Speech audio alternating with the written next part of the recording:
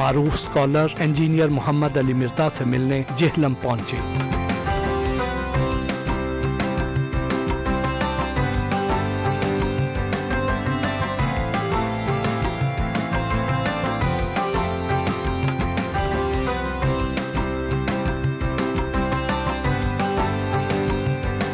Engineer محمد علی مرزا نے قرآن و سنت اکیڈمی میں ہمارا پرتپاک استقبال کیا۔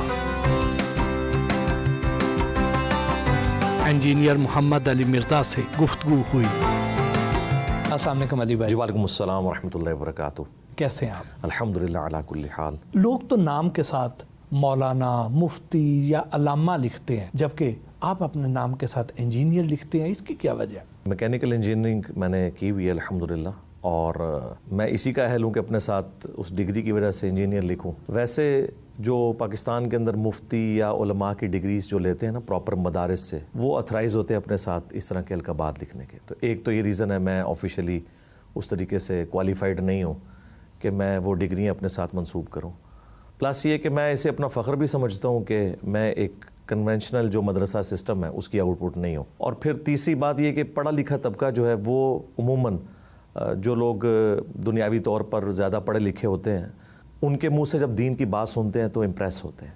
یہی وجہ ہے کہ آپ دیکھیں اس وقت الحمدللہ ہماری سوشل میڈیا کے اوپر، یوٹیوب پہ دیکھ لیں، فیس بک، واٹس ایپ کے اوپر، باقی جگہوں پہ کسی بھی اور مذہبی پلیٹ فارم کی اتنی ویورشپ نہیں ہے جتنی ہماری ہے الحمدللہ۔ حالانکہ کوئی مدرسہ نہیں، کوئی چندہ بک نہیں، کوئی فرقہ نہیں، کسی کی اس طرح کی سپورٹ نہیں ہے الحمدللہ۔ یہ اخلاص کی برکت ہے، پلس ایک دنیاوی تعلیم کی برکت سے پڑھا لکھا طبقہ بات سنتا ہے۔ تو یہ اس کی بھی ریزن تھی انجینئر لکھنے کی۔ اگر سوشل میڈیا نہ ہوتا تو کیا تب بھی اتنے مشہور اسکالر ہوتے؟ میرا خیال ہے نہیں۔ اب چونکہ ایک میڈیا کا دور ہے اور علم کا دورہ ہے، اس وجہ سے لوگ اس طرف آ رہے ہیں۔ ادروائز 8 سے 100 سال پہلے تو بخاری کا اردو میں ترجمہ بھی نہیں تھا۔ حالانکہ اسلام آئے ہوئے 1000 سال ہو چکے ہیں، لیکن کسی نے لوکل لینگویج میں، فارسی میں اس کا ترجمہ نہیں کیا، یا اب اردو میں 1920 میں آ کے آلموسٹ ہوا ہے۔ آپ اس سے اندازہ لگائیں، قرآن کا پہلا ترجمہ آلموسٹ 200-250 سال پہلے شاہ ولی اللہ دہلوی نے فارسی زبان میں کیا، اور اس کی وجہ سے انہیں 5 سال تک جو ہے وہ شہر بدر رہنا پڑا کہ قرآن تو عربی میں تھا، اس نے فارسی میں بنا دیا۔ تو اس طرح کی چیزیں تھیں جس کی وجہ سے اس زمانے میں اتنی پذیرائی لوگوں کو حاصل نہیں ہو سکی۔ واقعی یہ تو بعد میں مانتا ہوں کہ یہ آواز جہلم سے اٹھ کے یہیں پہ دفن ہو جانی تھی۔ بچپن کیسا گزرا؟ بچپن بھی بڑا ریلیجس، چونکہ ہم ایک بڑے اسٹرانچ قسم کی، آپ سمجھ لیں ایک سنی فیملی، اور سنی میں بھی بریلوی مکتبہ فکر میں وقت گزرا۔ اور دعوت اسلامی کے جو امیر ہیں الیاس قادری صاحب، ان سے میری عقیدت اس وقت سے ہے جب میں 5ویں کلاس میں پڑھتا تھا، 5 وقت نماز پڑھتا تھا۔ پڑھائی لکھائی تھی الحمدللہ، اسکول میں، کالج میں، یونیورسٹی میں بھی پوزیشن ہولڈر رہا، ٹاپ 10 میں میں ہوتا تھا الحمدللہ۔ بعض اوقات پہلی دوسری پوزیشن بھی آتی رہی۔ تو اس طرح کا نہیں کہ پاگلوں کی طرح پڑھنا، ویسا نہیں تھا۔ خاموش طبع تھے یا شرارتی؟ نہیں، شرارتی۔ میری حرکتوں سے نہیں آپ لوگوں کو نظر آتا۔ ہاں، اپنے فیملی کے اندر میں یعنی خاموش تھا بھائی۔ تعلیم کا سلسلہ کہاں تک جاری رہا؟ تعلیم میں نے میکینیکل انجینئرنگ کی UIT ٹیکسلا سے، وہاں پہ پھر الحمدللہ اچھا وقت گزرا۔ 2000 جون میں ڈگری کر کے فارغ ہوا، اور پھر اس کے بعد میری پہلی جاب جو ہے وہ اٹامک انرجی کے ایک ادارے میں ہوئی، نیسکوم کے اندر، اور پھر الحمدللہ وہ پہلی اور آخری نوکری تھی۔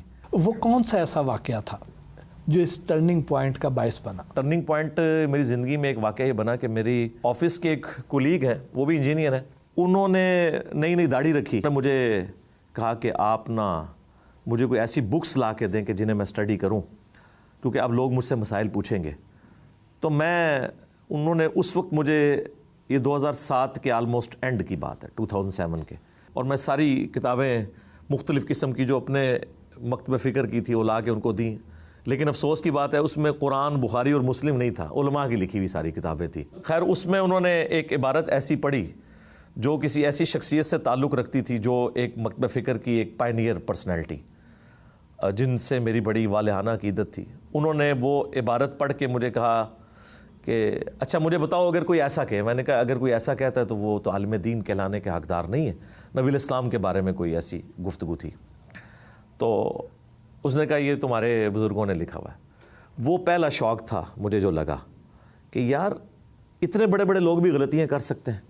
اس کے بعد پھر مجھے نا سوچنے کا موقع ملا کہ یار ہم نے کسی ایک کو نہیں دیکھنا.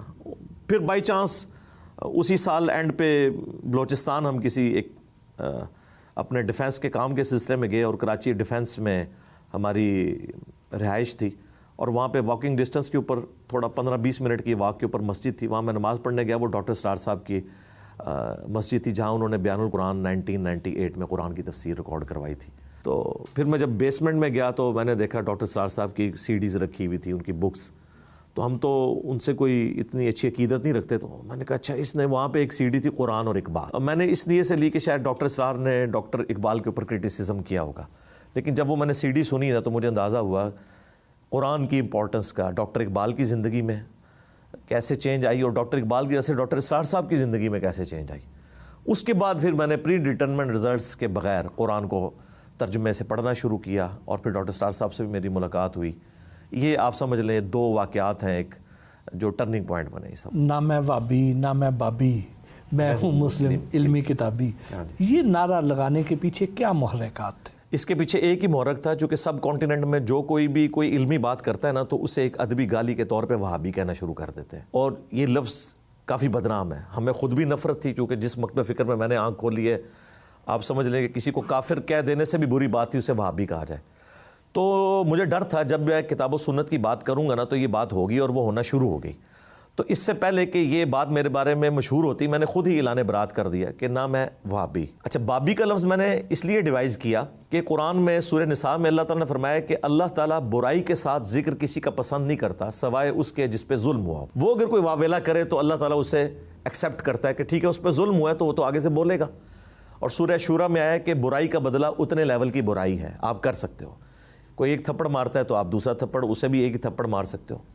تو چونکہ انہوں نے میرے لیے ایک لفظ ڈیوائز کیا وہابی, تو میں نے اس کے اگینسٹ بابی, یعنی تم اپنے بابوں کے پیروکار ہو. تو اب یہ ورڈ مکمل ہو گیا, ابھی تک تو وہابی چل رہا تھا, یہ بابی کی ٹرم میں نے ڈیوائز کی آ کے سب کانٹیننٹ میں. تو پھر میں نے کہا کہ بابی تم ہو, اور جو کتاب و سنت کی بات کرے تم اسے وہابی کہتے ہو, تو نہ میں وہابی نہ میں بابی, بس میں اتنا ہی کہتا تھا. پھر کسی بھائی نے یہاں رابطہ کیا, اس نے کہا جی اس کو شعر کو مکمل کریں, میں ہوں مسلم علمی کتابی, تاکہ یہ کمپلیٹ ہو جائے. تو پھر میں نے کہا کہ میں ہوں مسلم علمی کتابی, یعنی علمی کتابی کو فرقے کا نام نہیں, یعنی ہم بکش مسلمان جسے ہم کہتے ہیں نا انگلش میں بکش. کیا وجہ ہے کہ ہمارے ہاں جو دنیاوی تعلیم حاصل کرتا ہے وہ اگر اسکالر بن جائے تو لوگ اس کو ایکسیپٹ نہیں کرتے ہیں, اور اگر کوئی مذہبی رہنما کاروبار کرے تو اسے معیوب سمجھا جاتا ہے؟ اس کی وجہ جہالت ہے جی. جو آلریڈی وہاں بیٹھے ہوئے لوگ ہیں نا, ان کی ساری چودراہٹ لگتی ہے اسٹیک کے اوپر, وہ پھر مختلف طریقے سے کرتے ہیں. اور یہ سیم ایٹیچیوڈ انبیاء کرام کے ساتھ بھی ہوا ہے. آپ دیکھیں سورہ ہود پڑھ لیں, سورۃ الاعراف پڑھ لیں, جب کبھی بھی کسی نبی نے دعوت کی نا تو قرآن میں آیا کہ اس قوم کے سردار کھڑے ہو گئے. اب سردار کیوں کھڑے ہوتے تھے؟ عوام تو غریب تو قبول کرتے تھے, سردار اس لیے کھڑے ہوتے تھے, وہ یہ سمجھتے تھے ہم جس طرح عوام کا استحصال کر رہے ہیں نا, اور ہم لیڈرشپ ہیں, یہ ہم سے لیڈرشپ آ کے چھین رہا ہے. اور یہ اس قسم کا لیڈر ہے کہ صرف اس سے لوگ ڈریں گے نہیں بلکہ اس سے دلی عقیدت بھی رکھیں گے, کیونکہ یہ پروفٹ بھی ہے ان کا. تو اس لیے آیا کہ ہمیشہ قوم کے سردار کھڑے ہوئے, کیونکہ انہیں نظر آتا تھا کہ ہماری چودراہٹ تو گئی. تو یہی ہر جگہ آپ کو نظر آئے گا, حالانکہ یہ اس طرح ہونا نہیں چاہیے, لیکن یہ المیہ ہے کہ ایسا ہوتا ہے. لیکن اب جب کہ دنیا پڑھ لکھ گئی ہے نا, تو اب لوگ ان چیزوں سے ویسے کافی حد تک میں نے دیکھا ہے کہ آزاد ہو چکے. بعض لوگ آپ پر یہ الزام لگاتے ہیں کہ آپ کی شہرت کی وجہ کو فارن فنڈنگ ہے یا کوئی مخصوص لابی آپ کے پیچھے, آپ کیا کہتے ہیں؟ مخصوص لابی تو کوئی نہیں ہے. اگر کوئی ہے لابی تو اللہ تعالیٰ کی سپورٹ ہے, اس کے فرشتوں کی سپورٹ ہے. وَأَيَّدْنَاهُ بِرُوحِ الْقُدُسِ, اللہ تعالیٰ کی ہمیشہ سنت رہی ہے کہ وہ فرشتوں کے ذریعے اپنے بندوں کی مدد فرماتا ہے. تو اگر کوئی سمجھتا ہے اس طرح کی لابنگ ہے تو اسے میرا ماضی نہیں پتہ. میں نے 15 سال سے زیادہ ڈیفنس آرگنائزیشن میں جاب کی ہے, نیسکوم میں, NDC میں. وہاں ہماری یعنی جاب سے پہلے بھی سیکیورٹی کلیئرنس ہوتی ہے, جاب کے دوران بھی سیکیورٹی کلیئرنس ہوتی ہے, اور یہ تو مجھے اپنے اس دعوت کی مصروفیات کی وجہ سے ایز اے لاسٹ ریزارٹ مجھے یہ ریٹائرمنٹ لینی پڑی. اور اب تک میرا تعلق ہے, میں اس یعنی ایک ریڈ لائن کو تو کراس نہیں کر سکتا. تو باقی علماء دین کا یا مذہبی اسکالرس کا مجھے نہیں پتا کہ وہ انڈر آبزرویشن اس طرح کے ہیں یا نہیں، لیکن میں تو ہوں، اور میری دوستی یاریاں بھی ساری انہی اداروں کے اندر ہیں، تو میں ایک کھلی ہوئی کتاب ہوں۔ اور دوسرا، اگر یہ کوئی فنڈنگ ہوتی نا تو کہیں پہ نظر آ جاتی لوگوں کے، تو پھر اسکینڈل باہر آ جاتے ہیں نا، ہماری کوئی چیز سامنے نہیں آئی۔ اور تیسری جو سب سے بڑی بات ہے کہ مجھے زیادہ سے زیادہ کوئی فنڈ کتنا کر لے گا؟ جس بندے کے صرف ایک چینل کی ویورشپ 10 سے لے کے 15 ملین ہو مہینے کے اندر، اور وہ 50 سے 60 لاکھ روپیہ پاکستان کا گھر بیٹھے کما سکتا ہو، اور اس نے ویڈیو ایڈز کے ساتھ اپنا چینل مونیٹائز نہ کیا ہوا ہو، تو اسے یہ کہنا کہ وہ کوئی فنڈنگ کا بھوکا ہوگا، ضرورت نہیں ہے۔ تو یہ اعتراضات تو یہ یہودی ایجنٹ، کسی کو قادیانی کہہ دینا، کسی کو غدار وطن کہہ دینا، یہ تو ادبی گالی ہیں، اسے انجوائے کرنا چاہیے۔ حساس موضوعات پر بڑا کھل کر بات کرتے ہیں۔ الحمدللہ پاکستان میں اس طرح بات کرنا تو خطرے سے خالی نہیں ہوتا۔ اب صورتحال کافی بہتر ہو چکی ہے جی، یہ آپ کی بات ٹھیک ہے۔ آج سے تقریباً 20-25 سال پہلے جب کہ نان اسٹیٹ ایکٹرز اور وہ اسٹیبلشمنٹ کا کام بھی کرتے تھے اور اپنا کام بھی کرتے تھے، خصوصاً ضیاء الحق کے ماشاء اللہ سے آن ورڈ، تو اس وقت تو واقعی مشکل تھا، لیکن ابھی بھی اس حوالے سے مشکل ہے۔ تو میں نے کمپرومائز کیا نا جی، میری اب آپ سمجھ لیں پبلک لائف تو ختم ہو چکی ہے۔ 2 سال سے میں نماز مسجد میں نہیں پڑھتا، گھر میں پڑھتا ہوں، مجھے ایجنسیز کی طرف سے اسٹرکٹلی یعنی تاکید ہے، پبلک گیدرنگ میں نہیں جاتا، ورنہ میرے لیے کوئی مشکل ہے۔ دوسرے ملکوں سے بھی لوگ بلاتے ہیں، یہاں پہ بھی یونیورسٹی سے بلاتے ہیں، لیکن ایک ایشو تو ہے، تو لائف تھریٹ تو اٹیچ ہے، تو یہ ساری چیزیں، لیکن بہرحال اس طرح کا معاملہ نہیں جس طرح پہلے تھا۔ لیکن کسی نے تو یہ کام کرنا ہے کہ سینسٹیو ٹاپکس پہ یا تو ہم غیر مسلموں کے حوالے اپنی ینگ جنریشن کو کر دیں کہ وہ بتائیں امت کو کہ حقیقت کیا ہے۔ سوشل میڈیا اور یوٹیوب چینل پر مذہبی لیکچر دینے کا خیال کیسے آیا؟ یہ حساتی طور پہ ہوا تھا، مجھے تو یوٹیوب سے کوئی واقفیت بھی نہیں تھی۔ 2009 کے اندر ہمارے ایک دوست تھے، انہوں نے اپنے شوق سے یوٹیوب چینل بنایا، مجھے تو پتہ بھی نہیں تھا، 720085، ان کو یہ بھی نہیں پتا تھا، انہوں نے اپنے گھر کا جو فون نمبر ہے وہ اس کا نام رکھ دیا 720085، وہ بعد میں اچھا یہ ہوتا ہے۔ پھر 2012-13 میں ہمارے انڈیا میں ایک بھائی تھے، انہوں نے یوٹیوب چینل بنایا اور انہوں نے مجھے ای میل کی کہ یہ میں نے بنایا ہے اور دیکھیں اس پہ یہ ہو رہا ہے، تو آپ کو میں پاس ورڈ دیتا ہوں، آپ اسے آگے چلائیں۔ تو 2014 آن ورڈ پھر ہم نے یہ سارے معاملات اس کو ٹیک اپ کیا۔ پہلی ویڈیو کون سی تھی جو بہت زیادہ وائرل ہوئی؟ پہلی ویڈیو جو بہت زیادہ وائرل ہوئی نا، وہ تھی حسینیت اور یزیدیت کا تحقیقی جائزہ۔ آپ اپنے غیر روایتی نظریات کی وجہ سے اکثر زیر بحث رہتے ہیں، کیا یہ سب مشہور ہونے کے لیے کرتے ہیں؟ دیکھیں، میں نے دعویٰ کیا میرا کوئی ایک نظریہ بھی ایسا نہیں ہے جو 1400 سال میں کسی مکتب فکر کا نہ رہا ہو، یہ میرا دعویٰ ہے۔ لیکن اوورآل جتنے بھی نظریات میں نے امت کے سامنے رکھے ہیں نا، یہ میرا چیلنج ہے۔ وہ چاہتے ہیں کہ ٹوٹلی ایک فرقے کے ساتھ یہ کھڑا، اور مجھے شروع میں آپ کو بتاؤں آفرز ہوئی کہ آپ اس طرح آ جائیں ہمارے فرقے میں تو یہ ہو جائے، تو میں اپنے ضمیر کا مجرم ہی بننے والی بات تھی نا۔ تو یہ مشہوری کے لیے نہیں میرے بھائی، اللہ کرے اس طرح کوئی اور مشہور بندہ آئے تو میں تو سکون سے جا کے ناردرن ایریاز میں اپنی لائف زندگی جو رہ گئی ہے باقی گزاروں، اور اس ہارڈ سیٹ پہ اسے بٹھاؤں، اسے پتہ چلے کہ یہاں بیٹھنا کتنا مشکل ہے۔ ہر وقت آپ کی یعنی آپ کو، آپ کی فیملی کی جان کو جو ہے وہ رسک پہ ہوتے ہیں۔ تو یہ مشہوری کرنے کے تو اور بڑے طریقے ہیں، یہ کوئی مشہوری کا طریقہ نہیں ہے۔ کیا مشہوری ہے کہ میں کسی مسجد میں نماز نہیں پڑھ سکتا اوپنلی؟ یہ کون سی مشہوری ہے؟ یہ تو جس تکلیف سے میں گزر ہوں مجھے پتا ہے۔ آپ پر قاتلانہ حملے بھی ہوئے تو کبھی خوف نہیں آتا؟ پہلا جو حملہ ہوا تھا اس کے بعد سے ایک خوف ختم ہو چکا ہے کہ جو رات آپ کی قبر میں ہے وہ باہر نہیں، اور جو باہر ہے وہ اندر نہیں، کہ آپ نہتے بھی ہوں اور اللہ تعالیٰ نے آپ کی موت مقدر نہیں کی ہوئی نا، ہر طرح کے معاملات آپ کے لیے فیوریبل ہو جائیں گے۔ مئی 2020 میں ہاں جی، جیلم پولیس نے آپ کو آن لائن مذہبی لیکچر دینے پر گرفتار کر لیا، یہ کیا وجہ تھی؟ وہ ایک پوری سازش کے تحت ایک جھوٹا کیس تھا، وہ فوراً ہی فارغ ہو گیا۔ وہ یہاں پہ کچھ مولوی تھے، انہوں نے پولیس کے ادارے کو یوز کیا، ظاہر ہے کالی بھیڑیں ہر جگہ موجود ہیں، پیسہ وغیرہ لگایا، اور میری ایک 3 سال پرانی ویڈیو 2017 کی، وہ ویڈیو انہوں نے out of context Kati. 5 second کی 7 سیکنڈ کی ویڈیو میں آپ کسی کا جملہ بھی تو کوٹ کر سکتے ہیں، اس کی بنیاد کے اوپر انہوں نے کیس بنایا اور پولیس خود مدعی بن گئی، تو اسی چکر میں وہ لے کے گئے۔ آپ کے جو لیکچرز ہیں ان کو ایٹ دا سیم ٹائم بہت سے لوگ پسند بھی کر رہے ہوتے ہیں اور بہت سے لوگ تنقید بھی کر رہے ہوتے ہیں، اس کی کیا وجہ ہے؟ تنقید تو کرنا ان کا حق ہے جی، تنقید کرنی چاہیے، میں تو خوش ہوتا ہوں تنقید سے، کیونکہ جو لوگ تنقید کرتے ہیں نا ان کی تنقید علمی نہیں جذباتی ہوتی ہے، اور ہمیں موقع مل جاتا ہے، ہم کہتے ہیں دیکھو یہ مجھے گالی نکال رہا ہے، اس کے پاس اگر کوئی بات ہوتی تو قرآن و سنت کے مقابلے پہ پیش کرتا۔ آپ کو اس سن کے حیرانگی ہوگی کہ مجھے کوئی ویڈیو میں برا کہے، گالی نکالے تو میں خوش ہوتا ہوں۔ آپ کو ہر کوئی دوسرے کا ایجنٹ کہتا ہے، لیکن آپ اصل میں ہیں کس کے ایجنٹ؟ اللہ اور اس کے رسول کے ایجنٹ ہیں جی۔ صحیح بخاری میں حدیث ہے، بلغوا عنی ولو آیہ، پہنچا دو میری طرف سے خواہ تمہیں ایک آیت ہی آتی ہو۔ اور جامع ترمذی میں حدیث ہے، اللہ تعالیٰ اسے خوش و خرم رکھے جو میری بات سنے اور لوگوں تک پہنچائے۔ آپ سے تقریباً ہر مسلک کے لوگ ہی ناراض رہتے ہیں، لیکن آپ خود کن سے راضی ہیں؟ میں ہر مسلک کی پبلک سے راضی ہوں، تو عوام سے مجھے، عوام الناس جو اس کلٹ کا حصہ نہیں ہے نا، ان سے مجھے امید ہے۔ میں الحمدللہ بڑا آپٹیمسٹک ہوں اس حوالے سے، میں بالکل پیسمسٹک نہیں ہوں۔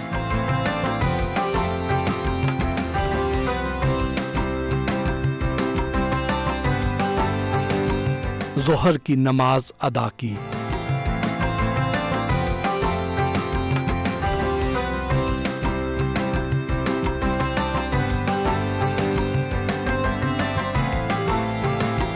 کھانا کھایا،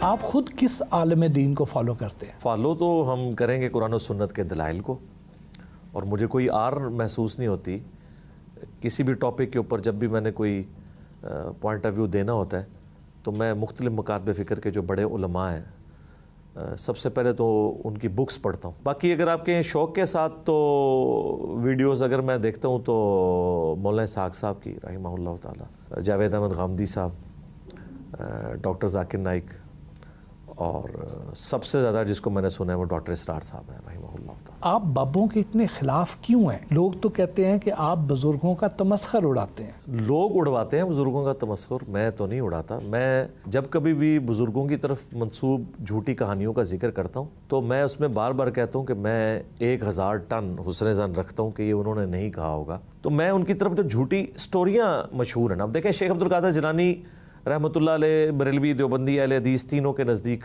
قابل احترام پرسنالٹی ہیں، لیکن جب آپ ان کی طرف یہ واقعہ منسوب کر دیں گے کہ ان کا ایک مرید تھا جو ان کو وضو کروایا کرتا تھا، ایک دن اس نے وہ لوٹے کی ٹوٹی جو ہے نا وہ قبلہ رخ نہیں رکھی تو انہوں نے غصے سے اپنے مرید کو دیکھا تو وہ جل کے راکھ ہو گیا، اور پھر انہوں نے لوٹے کی طرف دیکھا، اس کی ٹوٹی سیدھی ہو گئی۔ اب اس طرح کے واقعات کا جب ہم تمسخر اڑاتے ہیں تو بیسیکلی ہم کہتے ہیں کہ یار یہ اب بزرگوں کا مذاق خود اڑوا رہے ہیں، بزرگ ایسے نہیں تھے۔ تو ہمیں بابوں سے اختلاف ایسا سچ نہیں ہے، بابیوں سے ہے۔ آپ پر لوگ یہ بھی الزام لگاتے ہیں کہ آپ نے مذہبی تعلیم کسی درسگاہ سے حاصل نہیں کی ہے، تو اس کی وجہ سے آپ دین کی اس طرح صحیح تشریح نہیں کر سکتے۔ میرا تو فخر ہے کہ میں نے کسی بھی درسگاہ سے تعلیم حاصل نہیں کی، ورنہ اس درسگاہ کے ساتھ منسوب لوگ تو مجھے تھوڑا بہت ایکسیپٹ کرتے، باقی تو سارے کہتے ہیں یہ ان کا ایجنٹ ہے اور ہمارے لوگوں میں گھس کے ورگلا کے لوگوں کو اس طرف لے کے جا رہا ہے۔ اللہ کا شکر ہے کہ یہ تو ہمارا ترہ امتیاز ہے۔ اصل میں وہ باتیں بالکل درست ہیں، انہیں پتہ ہے، اور ان کے مکتب فکر کو ایکسپوز کر دیتی ہیں، یعنی ہر مکتب فکر یہ سمجھتا ہے۔ اب وہ اپنا غصہ اس طرح نکالتے ہیں، وہ کہتے ہیں ڈگری نہیں ہے۔ اگر میں ڈگری لے، میں اگلا سٹیپ، یعنی آج اگر میں بریلویوں کی ڈگری لے ہوں تو کیا مجھے دیوبندی اہل حدیث شیعہ مان لیں گے؟ علی بھائی، بہت سے لوگ ایسے ہیں جن کی مصروفیات ایسی ہوتی ہیں کہ وہ پانچوں وقت اپنے ٹائم پر نماز نہیں پڑھ سکتے ہیں۔ آپ نے نمازیں جمع کرنے کے بارے میں بھی آپ نے احادیث بیان کی ہیں، وہ ذرا عوام کے ساتھ شیئر کر دیں۔ کیا نمازیں جمع کرنا بھی سنت ہے، اور صرف فرض نماز پڑھ لینا ہی کافی ہے۔ آپ نے پبلک کو کہانی کروائی ہوئی ہے کہ جی عشاء کی 17 رکھتے ہیں، ہم نے بتایا کہ دن رات میں ٹوٹل 17 رکھتے ہیں۔ اور بخاری مسلم میں حدیث ہے، ایک بدو جب آیا تو نبی علیہ السلام نے فرمایا کہ تو فرض نماز قائم رکھ، فرض زکوٰۃ دے تو کامیاب ہو جائے گا۔ جب اس نے سوال پوچھا تو اس نے کہا یا رسول اللہ، میں اب اس میں نہ کوئی ایڈ کروں گا نہ مائنس کروں گا، میں صرف فرض ہی پڑھوں گا، زکوٰۃ بھی صرف فرض دوں گا، نفلی کوئی صدقات نہیں کروں گا۔ جب واپس مڑا تو نبی علیہ السلام نے کہا کہ کسی نے اگر کوئی جنتی شخص دیکھنا ہے تو اس کو دیکھ لو۔ اور ایک حدیث بخاری مسلم کی اس میں الفاظ ہیں کہ اگر یہ اس بات پہ قائم رہا تو کامیاب ہو جائے گا۔ ٹھیک ہے، انہوں نے تو صرف عشاء کی 17 رکعتیں بتائی ہیں، تو جب ہم کہتے ہیں نہیں یار ٹوٹل 17 ہیں، 2 فجر، 4 ظہر، 4 عصر، 3 مغرب، 4 عشاء، یہ پڑھ لیں، یہ اوبلیگیٹری ہیں، باقی آپ کی سنت موقدہ ہے، وطر ہے، وہ آپ کی مرضی ہے، آپ نے پڑھنا ہے، اچھی بات ہے، ہم تو پڑھتے ہیں، لیکن اس کو اوبلیگیشن تو نہ آپ لوگوں کے اوپر بتائیں۔ اس طرح نمازیں جمع بھی ہو سکتی ہیں، ہر بندے کو اللہ نے ایک جیسی سچویشن نہیں دی۔ صحیح مسلم میں اوپر تلے 10 احادیث ہیں کہ نبی علیہ السلام نے بغیر خوف کے، بغیر بارش کے، بغیر سفر کے مدینہ شریف میں ظہر اثر جمع کی اور مغرب اور عشاء بھی اکٹھی پڑھی۔ تو وہ تابعی پوچھتے ہیں ابن عباس سے کہ حضور نے ایسا کیوں کیا؟ انہوں نے کہا تاکہ امت کے لیے آسانی ہو جائے اور تنگی باقی نہ رہے۔ اس کے اوپر بخاری اور مسلم کی احادیث گواہ ہیں۔ آپ نے مفتی طارق مسعود کو مناظرے کا چیلنج دیا، لیکن جب وہ جیلم پہنچے تو آپ ان سے ملے ہی نہیں، یہ کیا وجہ ہوئی؟ میں نے آج تک کبھی کسی کو مناظرے کا چیلنج نہیں دیا۔ جہاں تک مفتی طارق مسعود صاحب کا سوال ہے، ہم نے انہیں کوئی چیلنج دے کے اس طریقے سے زبردستی کوئی مناظرے کے لیے نہیں بلایا۔ انہوں نے اس خواہش کا اظہار کیا تھا کہ میں انجینئر صاحب سے ملنا چاہتا ہوں۔ تو ہمارے ایک مشہور یوٹیوبر ہیں نادر علی بھائی، وہ چونکہ ادھر آ چکے تھے، انہوں نے مجھ سے رابطہ کیا۔ میں نے کہا، پہلے تو میں انکار کرتا رہا کافی عرصہ، میں نے کہا یار میں اب علماء سے ملنا کم کر دیا۔ ان کا نہیں، جو ملنا چاہتے ہیں۔ میں نے کہا ٹھیک ہے، پھر ان کو لے آئے آپ۔ وہ کہتے ہیں میں بھی ساتھ آؤں گا۔ پھر میں نے ویڈیو میں بھی آفیشیلی کہا کہ آپ آئیں اور ہمارے آنے کا فائدہ ہو۔ جب دو مختلف اسکول آف تھاٹ سے تعلق رکھنے والے لوگ علمی طور پہ بیٹھتے ہیں تو ایک دوسرے سے چیزیں ڈسکس کریں۔ تو میں نے کہا یہ ہم بنیادی چیزیں ایک دوسرے کے بارے میں ڈسکس کریں گے جو عقائد سے متعلق ہیں۔ اب ظاہر ہے کہ مجھے پتا ہے کہ وہ میں نے ایک ایسی بات کی تھی جو ان کے لیے مشکل تھی اس کو ڈیفینڈ کرنا، تو وہ اس کے بعد آئیں مائیں شائیں کرتے رہے۔ پھر کچھ عرصے کے بعد بغیر اعلان کے آئے، تو جب ملنے کے لیے آ رہے ہیں تو بتائیں، اور نہ نادر علی بھائی کو بتا کے آئے۔ تو وہ اس طریقے سے آئے، اور وہ دن ایسا نہیں تھا کہ میں ملتا، وہ منگل کا دن تھا، میں تو اتوار والے دن، اور پھر آئے بھی اتوار والے دن۔ اگر اتوار والے دن آگے یہ کرتے نا اور اس طرح ہوتا تو میں کہتا جی آ جائے، میں ادھر ہی بیٹھا ہوا ہوں، کیونکہ ظاہر ہے میری موومنٹ انڈکلیئرڈ ہے، میرے 2 گھر ہیں، ایک اسلام آباد ایک جیلم، مجھے سیکیورٹی ایشوز ہے اس وجہ سے۔ تو بہرحال وہ یہ ہوا، اور اس کی وجہ سے نہیں، باقی تو جب وہ چاہیں۔ اب تو انشاءاللہ تعالی میں نے ان کو دعوت دی ہے کہ جب بھی آپ پنجاب آئیں تو ملاقات کریں گے انشاءاللہ۔ بحیثیت قوم ہم اب تک کسی ایک نقطے پر متحد کیوں نہیں ہو سکے؟ اس کی وجہ ہے کہ یہ قوم بنی نہیں ہے جی، یہ ہجوم ہی بن کے رہ گئی ہے۔ اور میں سمجھتا ہوں شروع میں ہی ایک مسئلہ جو مس ہینڈل ہو گیا نا، ایک سمجھ لیں امت پہ جو پاکستانی قوم پہ افطار ٹوٹی، وہ بانی پاکستان محمد علی جناح رحمہ اللہ کی بہت جلد موت جو آپ کے سامنے ہے۔ یعنی پہلے مارشاء اللہ لگ گیا، پھر ڈیموکریٹک ویلیوز نہیں آئی ہیں، وہ جو ہماری آسمہ جہانگیر صاحبہ کہا کرتی تھی۔ اب میرے جیسا ایک مذہبی بندہ، میں کہتا ہوں جی ہزاروں مردوں سے دلیر وہ عورت تھی، تو وہ کہتی تھی کہ آپ ہر تیسرے دن ایک پودا اکھاڑیں اور کہ یہ پھر جوان کیوں نہیں ہو رہا۔ جب ہر تیسرے دن آپ ڈیموکریٹک گورنمنٹس کو ختم کر دیں، پھر اس کا اینڈ رزلٹ یہ ہوگا کہ یہاں پہ ڈیموکریٹک ویلیوز نہیں آئیں گی۔ جس یورپ اور امریکہ کی ہم مثالیں دیتے ہیں وہ ہم سے زیادہ لڑا کرتے تھے۔ تو آپ جس چیز کو بھی ڈیپ ڈگ کریں گے نا، تو ڈیموکریٹک ویلیوز کا ختم ہونا اس ملک سے، یہ اصل ریزن ہے جی، باقی سب اس کے بچے ہیں۔ پاکستان میں ایک طرف مذہبی انتہا پسندی بڑھتی جا رہی ہے اور دوسری طرف لبرلزم بھی تیزی سے پھیل رہا ہے، یہ کیا وجہ ہے؟ لبرلزم پھیلنے کی وجہ بھی ہمارا مذہبی طبقہ ہی ہے۔ میں تو مجرم انہی کو سمجھتا ہوں۔ جب یہ مذہب کو اس طرح پرورٹڈ کر کے لوگوں کے سامنے پیش کریں گے اور اس کی ایسی غلط پکچر پیش کریں گے کہ کوئی شخص ایک سٹیکر پھاڑ دیتا ہے جسے اس کا مطلب بھی نہیں پتا، اور آپ اس بندے کے ٹکڑے ٹکڑے کر دیتے ہیں، اور پوری دنیا کے اندر کیا امیج گیا، پرورٹڈ نیچر جس مذہبی طبقے کی ہو چکی ہے، اس کا آپ سمجھ لیں ریئیکشن ہے یہ ہمارا جو لبرلزم ہے۔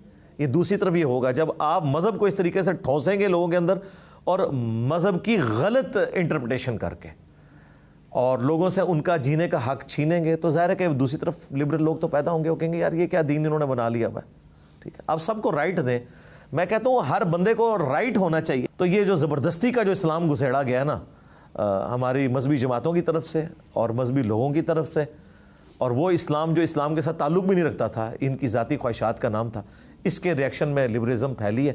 لیکن ہمارے اس پلیٹ فارم نے اس کے آگے بند باندھ دیا ہے۔ ہم نے لوگوں کو بتایا ہے، دیکھیں نور مقدم کا کیس ہوا ہے، میں نے کسی عالم دین کو اسے کنڈیم کرتے ہوئے نہیں سنا۔ یہ تو ضرور سنا ہے، آپ کے صحافی برادری میں بھی کتنے لوگ ہیں جو یعنی وی لاگز بنا کے کہہ رہے ہیں وہ تو عورت اس کردار کی مالک تھی اور یہ تھی وہ تھی۔ یار یہ چیز ڈسکس ہو رہی ہے اس وقت، میں نے سپورٹ کیا، جب کورٹ کا فیصلہ آیا میں نے اسے سپورٹ کیا۔ ہر ایشو کے اوپر آپ جہاں پہ بھی کوئی یا لبرلز بول رہے ہوتے ہیں جنہیں آپ کبھی خونی لبرلز کہہ دیتے ہیں، میں بولتا ہوں کہ یار یہ انسانیت کی بات کرو۔ جس مذہب میں انسانیت نہیں وہ تو مذہب ہی نہیں ہے نا جی۔ کیا پاکستان میں خواتین کو وہ حقوق دیے جا رہے ہیں جو اسلام نے بتائے؟ بالکل نہیں دیے جا رہے جی، مذہبی لوگ بھی نہیں دے رہے۔ دیکھیں پنجاب میں تو شاید ہی کہیں آپ کو سننے کو ملے کہ عورت کو وراثت میں حصہ ملتا ہو. وراثت اتنی کرٹیکل چیز تھی کہ اللہ نے اسے حدیثوں میں نہیں چھوڑا, قرآن میں سورہ نساء میں بیان کیا. یہاں پہ کیا ہوتا ہے کہ کوئی بھی عورت اپنے باپ کے مرنے کے بعد اپنے بھائیوں سے جائیداد نہیں مانگ سکتی, وراثت میں حصہ نہیں مانگ سکتی. اس کے علاوہ جو پاکستان کا سب سے بڑا مسئلہ ساس اور بہو کا ریلیشن شپ ایک بہت بڑی مصیبت ہے. اس میں ہی پوری زندگی لوگ الجھے رہتے ہیں, اور وہ شادی کر کے جب عورت کو لے کے آتے ہیں وہ سمجھتے ہیں کہ اب میری بہنیں تو چلی گئی ہیں, اب یہ ایک نئی ملازمہ میں نے اپنی ماں کو رکھ کے دیا. حالانکہ اسلام میں ساس اور بہو کا کنسیپٹ ہی کوئی نہیں ہے. آپ کو اس پہ نہ کوئی آیت ملے گی نہ حدیث ملے گی. جو کچھ ملے گا ماں باپ کے حقوق ہے. اسلام میں تو ہے شادی کے بعد فیملی علیحدہ ہو جائے گی. یہ تو ہمارے اب لیونگ سٹینڈرڈ بڑھ گئے نا, جس کی وجہ سے جوائنٹ فیملی سسٹم ہے. اسلام میں جوائنٹ فیملی سسٹم نہیں ہے. فیملی اسلام میں میاں بیوی اور بچے ہیں. ماں باپ کا حق آپ نے پورا کرنا ہے, لیکن بیوی کے ذریعے نہیں, آپ نے خود کرنا ہے. پھر تیزاب پھینکنے کے واقعات, اور پھر جو غیرت کے نام کے اوپر قتل اور اسے اسلام کا نام دینا. میں یہ کورٹ میرج کے بالکل خلاف ہوں. میں کہتا ہوں اس طرح کی میرجز نہیں ہونی چاہیے, لیکن اسلام نے اس چیز سے بھی منع کیا ہے کہ زبردستی آپ کسی کو کسی کے ساتھ بیاہ دیں. اس میں بھی بیلنس ہونا چاہیے. یہ عورت مارچ جب ہوا تھا تو میں اس پہ بھی بولا تھا, ادھر جو پلے کارڈز اٹھائے گئے, کچھ تو اٹھائے گئے تھے, کچھ ایڈوب فوٹو شاپ میں ان کو بدنام کرنے کے لیے کیا گیا تھا. طریقے پہ سارے بات کر رہے ہیں, لیکن وہ جس کے لیے کھڑی ہو رہی ہیں اس کے لیے کسی نے نہیں کھڑا ہونا. کیا استحصال اس معاشرے میں نہیں ہو رہا؟ کیا مردوں کے لیے 4 شادیاں ضروری ہیں؟ 4 شادیاں تو بہت بڑی آزمائش ہے جی کسی مرد کے لیے. اسلام تو کہتا ہے شادی ایک کرنی ہے آپ نے, سورہ نساء میں لکھا ہوا ہے. اور یہ بات مردوں کو بری لگتی ہے, اکثر میں کرتا ہوں. قرآن میں واضح ہے کہ وہ جو 4 شادیاں بھی ہیں نا, وہ بھی پھر ایک لمبی ایک تقریر ہو جائے گی. اصل چیز جو قرآن میں بیان ہوئی ہے وہ یہ ہے کہ اگر تمہیں خدشہ ہو کہ تم انصاف نہیں کر سکو گے تو ایک عورت پر اکتفا کرو. 4 شادیوں کی اجازت ہے, حکم نہیں دیا گیا. اور سب سے حیران کو بات, نبی اسلام نے بھی ایک ہی شادی کی ہے. 24 سال جو آپ کا گولڈن پیریڈ ہے زندگی کا, ایک ہی عورت حضرت ختیجہ. نبی علیہ السلام کی یہ جو باقی شادی ہے نا, یہ آپ کی زندگی کے آخری 8-10 سال میں, اور اس کے پیچھے بھی پوری ایک ریلیجس حکمت تھی, ورنہ آپ نے اپنی پوری زندگی ایک عورت کے ساتھ گزاری ہے. جہیز اور مہنگی شادیوں کے باعث زیادہ تر لڑکیاں گھروں میں بیٹھی رہ جاتی ہیں, ان کی شادیاں نہیں ہو پاتی ہیں. ان مسائل کا حل کیا ہے؟ ان مسائل کا حل جی حکومت کے پاس ہے. انڈیویجولی تو کوئی اس طرح کر نہیں سکتا, کیونکہ جن کے پاس زیادہ پیسہ ہے وہ کہتے ہیں کہ ہمارا شرعی حق ہے کہ ہم اپنی بیٹی کو گفٹ دیں, اور یہ حقیقت بات ہے. اس طرح کے جہیز کے تو میں بھی خلاف نہیں ہوں. یعنی اگر میں اپنے بیٹے کو نیا موٹر بائک نکلوا کے دے سکتا ہوں 3 یا 4 لاکھ روپے کا, تو اپنی بیٹی کو جب میں اس کی شادی کر رہا ہوں تو میری خواہش نہیں میں اسے 3-4 لاکھ روپے دے دوں کہ وہ اچھا فرنیچر ڈلوا لے. اس پہ کون قدغن لگا سکتا ہے؟ یہ جو کہتے ہیں جہیز لعنت ہے, یہ کیٹاگوریکل جملہ نہیں بولنا چاہیے. جہیز کی ڈیمانڈ کرنا لعنت ہے. یہ جہیز جو لفظ بولا جا رہا ہے کہ کوئی باپ اپنی بیٹی کو گفٹ دے دیتا ہے, تو اس کا رائٹ ہے وہ دے. پاکستان میں سود کے نظام کے بارے میں کیا کہیں گے؟ میں سمجھتا ہوں اس وقت پاکستان کا جو اسلامک بینکنگ کا نظام ہے, یہ پوری دنیا کے لیے ایک رول ماڈل کے طور پر ہے. چند ایک چیزیں جو اوور کم ہو جائیں گی, جس طرح اوور آل یہ بینکنگ کا نظام بہتری کی طرف جا رہا ہے. بلکہ ابھی تو ایک بہت بڑا بینک جو ختم ہو کے اسلامک بینک میں کنورٹ ہو گیا ہے, صرف اس وجہ سے کہ لوگ اسلامک بینک میں پیسہ رکھوا رہے ہیں. ابھی بھی 70% زیادہ لوگ پیسہ بینک میں نہیں رکھواتے. اس میں سے مین وجہ سود ہے. تھوڑی سی یہ ایفرٹ پٹ کریں, منی اگینسٹ گڈز والا نظام کر دیں. اب دیکھ لیں اسرائیل جسے ہم سب گالیاں دے رہے ہوتے ہیں, وہاں پہ منی اگینسٹ گڈز ہے, اسلامک بینکنگ ہے, منی اگینسٹ منی نہیں ہے. کیونکہ وہ تورات میں لکھا ہوا ہے کہ آپ جنٹائل سے تو سود لے سکتے ہیں لیکن آپس میں ایک دوسرے سے نہیں لے سکتے, تو وہ تو اسے حرام سمجھتے ہیں, تو انہوں نے کامیاب کیا. Islamic banking as a subject اب یورپ میں بھی پڑھایا جا رہا ہے. آپ کے خیال میں پاکستان میں کون سا نظام بہتر ہے, جمہوریت, آمریت یا خلافت یا صدارتی نظام؟ صدارتی نظام تو پاکستان میں نہیں چل سکے گا. اس کی وجہ ہے کہ یہاں پہ تو سوشل میڈیا پہ جس کی ہائپ کریٹ کرتے ہیں, چاہے اسے کچھ بھی نہ آتا جاتا ہو, وہ لوگ اس سے محبت کرنا شروع کر دیتے ہیں. میرے خیال ہے جو یہ ڈیموکریٹک سسٹم چل رہا ہے نا, یہ خلافت راشدہ کی ماڈرن فارم ہے, اور اس سے بہتر کوئی طریقہ نہیں ہو سکتا اس گیون ورلڈ میں, کیونکہ لوگوں نے تجربہ کر کے دیکھا ہے نا اس کے اوپر.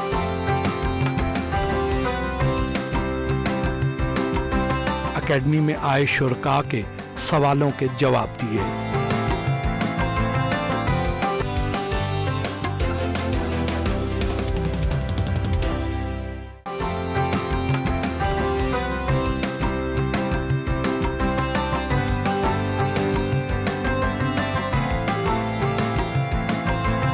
انجینئر इंजीनियर मोहम्मद अली मिर्जा से हल्की फुल्की गपशप भी हुई।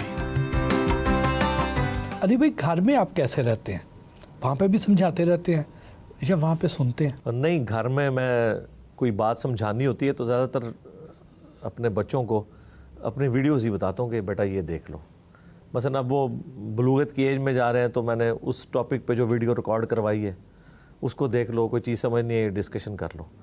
बाकी मैं कोई सख्त किस्म का यानी बाप नहीं हूँ, खामन तो बिल्कुल नहीं हूँ, बल्कि मैं तो अपनी वीडियोस में कहता हूँ कि कामयाब मर्द वो हैं जो रन मुरीद हों, यानी इस हवाले से कि वो औरतों को ड्यू रिस्पेक्ट दें ह्यूमन डिग्निटी में। लाइफस्टाइल कैसा है आपका? लाइफस्टाइल तो मेरा बिल्कुल सादा है शुरू से, और ये मैंने कोई अडॉप्ट नहीं किया हुआ एक्टिंग के लिए, और ना मैं इसकी किसी से भीख मांगता हूँ कि लोग मेरी तारीफ करें। मुझे मज़ा आता है इस स्टाइल के अंदर, खाना पीना भी सादा ही है। आपके हम असर तो बड़ी शाहाना लाइफ गुजारते हैं, बड़ी बड़ी लैंड क्रूज़र्स, आगे पीछे सिक्योरिटी के लोग भी, बड़े बड़े शानदार महल नुमा घर होते हैं। आपका घर कितना बड़ा है? मेरा तो घर जो है वो बमुश्किल मेरा 4 मरले के ऊपर होगा, वो भी मेरी दादी अम्मा के नाम पे है, और जो इस्लामाबाद में 7 मरले का वो मैंने किराए पे दिया है। वहाँ मैं ख्वाहिश थी कि कभी रिटायरमेंट के बाद वहाँ रहूँगा, लेकिन फिर अल्लाह ताला ने इस काम के लिए उठाया तो वो तो अब किराए पे दे के अब यहीं पे शिफ्ट हो गए। मैं 4 बच्चे हैं मेरे और हम मियाँ बीवी रहते हैं। सुकून की ज़िंदगी गुजर रही है अल्हम्दुलिल्लाह, सारी फैसिलिटीज़ मौजूद हैं जी। जिस तरह के आपको सिक्योरिटी थ्रेट्स है तो आप मोटर बाइक पे कैसे घूम सकते हैं? पब्लिक ट्रांसपोर्ट में कैसे आप ट्रैवल कर सकते हैं? आपके आगे पीछे तो सिक्योरिटी गार्ड चलने चाहिए, डबल केबन वीगो डाले चलने चाहिए। हाँ जी, वो डाले चलेंगे और सिक्योरिटी गार्ड चलेंगे, फिर तो मेरी जो मूवमेंट है वो डिक्लेयर्ड हो जाएगी ना।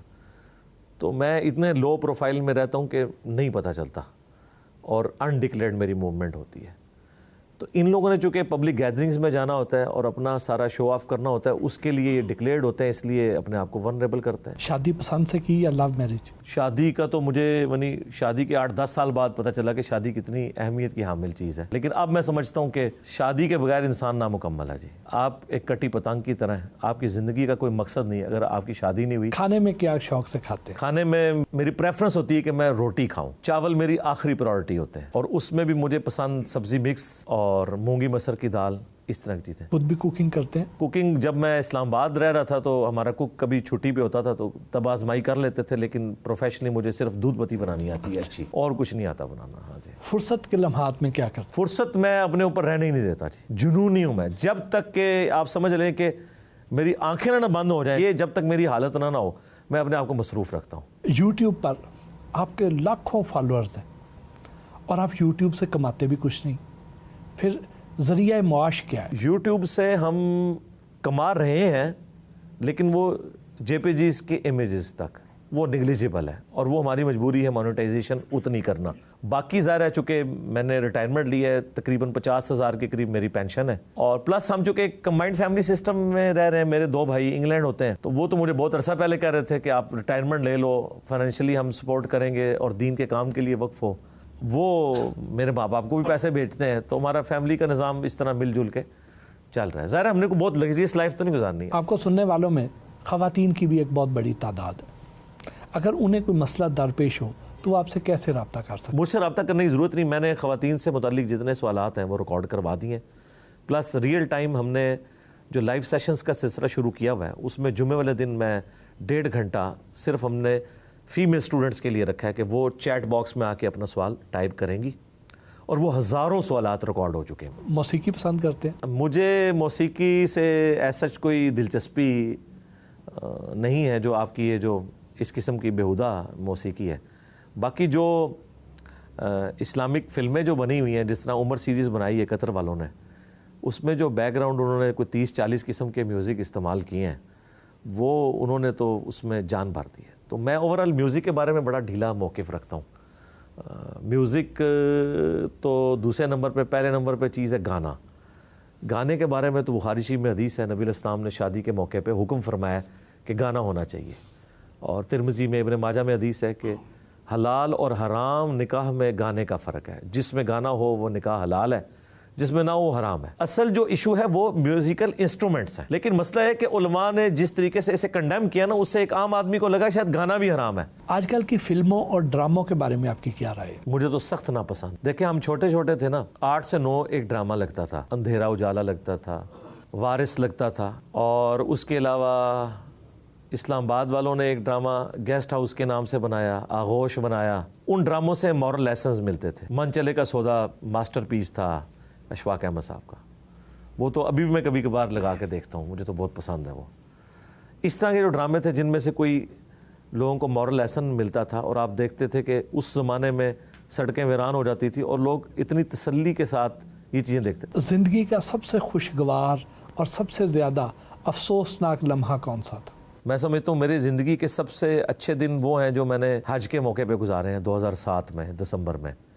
وہ 40 دن, اس وقت بچی ہماری 2 سال کی تھی, اور وہ ہم اپنے والدین کے پاس چھوڑ گئے. شادی ہوئے ہوئے بھی آلموسٹ 2 سال ہی گزرے تھے. 40 دن ہم نے ماشاءاللہ جو زندگی گزارے ہیں وہ دوبارہ اس طرح کے 40 دن نہیں نصیب ہوئے.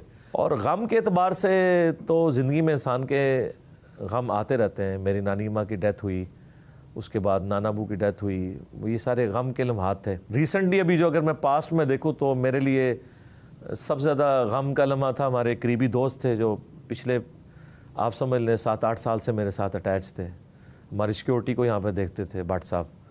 ان کی اچانک ڈیتھ, جو میرے ہم عمر ہی تھے, آلموسٹ 1 سال ہی مجھ سے بڑے تھے. یہ میں سمجھتا ہوں میری زندگی میں یعنی پہلی دفعہ مجھے جو بہت بڑا جھٹکا لگا ہے نا وہ یہ والا لگا. کوئی خواہش جو ابھی تک پوری نہ ہوئی ہو؟ خواہش تو الحمدللہ ساری اللہ کے فضل سے پوری ہو چکی ہیں جو میری خواہشات. اب یہ ہے کہ خواہش صرف یہ ہے کہ پاکستان کی پولیٹیکل سچویشن اور فائنینشیل جو صورتحال ہے یہ میں اپنی زندگی میں دیکھوں کہ بہتر ہو جائے. کبھی شہرت پریشانی کا باعث بھی بنی؟ نہیں, کوئی نہیں ہے پریشانی. اب میں یوزڈ ہو گیا ہوں. شروع میں فیل ہوتا تھا کہ میں جب چاہوں کسی ریڈی پہ کھڑے ہو کے چاٹ نان کھا لوں, لیکن اب کیا ہوتا ہے کہ منگوا لیتے ہیں, گھر بیٹھ کے کھا لیتے ہیں. میری زندگی میں یہ دین کے حوالے سے اللہ تعالیٰ نے جو کامیابیاں دی ہیں نا, ان کی خوشی میرے ان چھوٹی چھوٹی خوشیوں سے اتنی ڈومیننٹ ہے کہ وہ میں قربان کر سکتا ہوں. کبھی کسی ٹی وی چینل کی طرف سے رمضان ٹرانسمیشن یا مذہبی شو کی آفر ہوئی؟ ہاں جی, ہوتی رہتی ہیں, لیکن میں پہلے تو انکار کر دیتا تھا رمضان کے لیے, تو شاید اب بھی میں باؤنڈ اس طریقے سے نہ ہوں, لیکن اکا دکا جو پروگرام ہے وہ تو میں مختلف چینلز کے اوپر کر چکا ہوں. انسان کی سب سے بڑی کامیابی کیا ہے؟ انسان کی سب سے بڑی کامیابی یہ ہے کہ وہ مرنے سے پہلے اپنے رب کو پہچان لے, اور اسے پتہ چل جائے کہ اسے کسی نے اس کی مرضی کے بغیر پیدا کیا ہے, اور وہ اتنا غالب ہے کہ جو کچھ اس نے اس کے ساتھ کر دیا, کہ اسے پلانٹ ارتھ پہ پٹ کیا, اس کے بعد اس پہ حالات و واقعات وہ ڈالتا ہے. ایک دن اس نے مر جانا ہے اور پھر اس کے سامنے پیش ہونا ہے, تو اس کے سامنے پیش ہونے سے پہلے نا اس کے مطابق اپنے آپ کو کر لیں. اپنی ذات کو ایک لفظ میں بیان کریں. میرا خیال ہے اگر آپ مجھ سے پوچھیں نا یعنی اس حوالے سے, تو میں ایک دلیر آدمی ہوں. موجودہ دور میں سب سے بڑا عالم دین کون ہے؟ میرا خیال ہے کہ جاوید احمد غامدی صاحب بہت بڑے عالم دین ہیں. ہمارا ایک سیگمنٹ ہے ریپڈ فائر شارٹ آنسرز ہیں. عمران خان کو ریٹ کریں آؤٹ آف 10. میں ان کو اگر نمبر دوں تو 8 نمبر دوں گا. شہباز شریف کو ریٹ کریں آؤٹ آف 10. تو شہباز شریف نے دیکھے پرائم منسٹر بھی بن گئے, اپنے بھائی کو بھی بچا لیا, میرا خیال ہے 10 آؤٹ آف 10 ہے وہ. ان شخصیات کو کوئی مشورہ دیں. عمران خان صاحب کو میں کہوں گا کہ آپ نے جو نیریٹو اڈاپٹ کیا یہ بہت اچھا ہے, اینٹی اسٹیبلشمنٹ, اور یہ عوام اس کو لے رہی ہے, لیکن اس میں آپ لمٹ کراس نہ کریں. آصف علی زرداری, انہیں مشورہ دوں گا کہ سندھ کی حالت زار کے اوپر کوئی رحم فرمائے. نواز شریف صاحب سے میں کہوں گا فوراً سے پہلے آپ پاکستان آ جائیں. مولانا فضل الرحمان صاحب سے میں کہوں گا کہ آپ جو مذہبی کارڈ اس حوالے سے یوز کرتے ہیں نا, کہ آپ خصوصاً عمران خان صاحب کو یہودی ایجنٹ کہنا اور اس طرح ختم نبوت کے حوالے سے اس کارڈ کو یوز کرتے ہیں, یہ آپ لوگوں کے خلاف نہ کریں. مولانا طارق جمیل, انہیں میں مشورہ دوں گا کہ وہ کسی بھی پولیٹیکل جماعت کا حصہ نہ بنے. مولانا ناصر مدنی صاحب جو کام کر رہے ہیں بس یہی کرتے ہیں, ٹھیک ہے, مسجد میں نہ کریں, یہ ہالز کے اندر کیا کریں یہ سارا کام, مسجد میں یہ کام نہ کریں. مفتی طارق مسعود صاحب سے میں صرف ایک ہی ریکویسٹ کروں گا کہ اختلافی موضوعات پہ وہ بات نہ کرے, یہ ان کی کمپیٹنسی نہیں ہے. مولانا رضا ثاقب رضا مصطفی صاحب جو ہیں ڈیسنٹ آدمی ہے جی, اور وہ بھی کبھی کبھار کبھی غصے میں آتے ہیں تو وہ مخالفین کے بارے میں تھوڑا بہت کچھ کہہ دیتے ہیں, اوورآل تو وہ ٹھیک چل رہے ہیں. مولانا طاہر اشرفی, میرا خیال ہے انہیں پولیٹکس سے آزاد ہو کے نا اپنی کوئی جماعت بنانی ہے تو وہ بنائیں, یہ پارٹیوں کا حصہ نہ بنے. علامہ طاہر القادری, طلب قادری صاحب سے میں کہوں گا کہ آپ نے جو اب کینیڈا جا کے اناؤنسمنٹ کی ہے کہ اب میں پالیٹکس میں نہیں آؤں گا، تو یہ بہت بڑی اناؤنسمنٹ ہے۔ سراج الحق صاحب سے ریکویسٹ یہ ہے کہ وہ اپنی جو پولیٹیکل آپ کی سٹرگل ہے اس کو سوشل میڈیا کے اوپر ڈومینیٹ کریں۔ باقی ان کی پرسنالٹی بہت اچھی ہے، خود بھی سادہ زندگی ہے۔ مفتی منیب الرحمان، وہ جو اس وقت کام کر رہے ہیں وہی کریں، اور رویت ہلال کمیٹی کی دوبارہ چیئرمین اب بننے کی ضرورت نہیں ہے۔ سعد رضوی صاحب سے میں کہوں گا کہ ایک آپ کے اندر خوبی ہے کہ آپ اتنے ہارڈ لائنر نہیں جس طرح آپ کے والد صاحب تھے، لیکن کمزوری ہے کہ جس طرح ان کے والد نے سادہ زندگی گزاری ہے، دنیا کو 3 طلاقیں دی ہوئی تھی، درویش تھے، ماشاءاللہ انہوں نے پوری زندگی سادگی میں گزاری ہے، سبسسٹنس لیول پہ لائف گزاری ہے۔ لیکن سعد رضوی صاحب کو جب ہم بڑی بڑی گاڑیوں میں دیکھتے ہیں نا تو ہمیں وسوسہ آتا ہے کہ آپ نے اپنی والد کی لیگیسی آگے نہیں لے کے چل رہے۔ بہت بہت شکریہ علی بھائی، سارا دن آپ کے ساتھ گزارا، بہت اچھا لگا، بہت کچھ سیکھنے کا موقع ملا۔ الحمدللہ، جزاکم اللہ خیرہ۔